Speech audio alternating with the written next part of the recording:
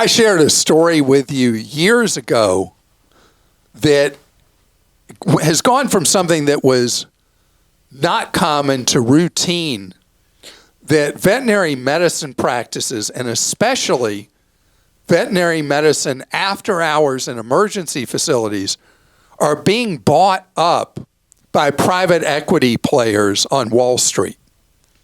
And what they're doing is requiring their employees of the vet practices, and especially late night and overnight, to run up bills on you for your pet and teach their employees techniques to run up bills.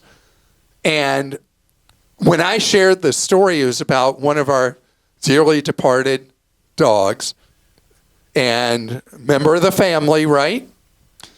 And who we took to one of these after-hours emergency centers. And we were in a sales presentation like no other.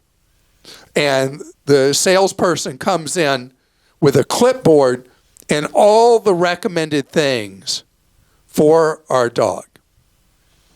And it was only later that I found out that this was part of a chain that was owned by a big Wall Street player.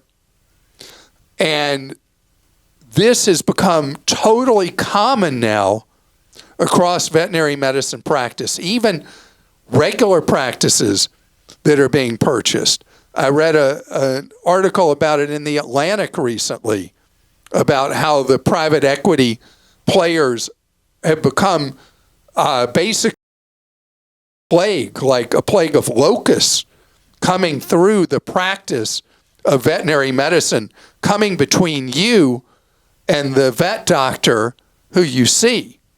So know that when you are going to need care for your precious family pet at some point, you want to know that you've got a good source for regular care that you have used. It's almost like I talk about with auto mechanics.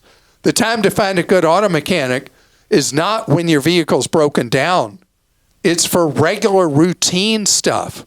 And you find a place that you know and you trust, and you go there. And then when the chips are down, something's wrong with your vehicle, you go there. I want you to think of it, not to humanize your car or to bring to life your car. But the point is the same with your pet. You want to know that you've got a place that's got your back. When your precious animal needs care, you want to make sure they're getting the care that they need, and that nobody's running up a bill on them because they're trying to send money to some private equity owners who are, rich investors and institutions around the country and around the world.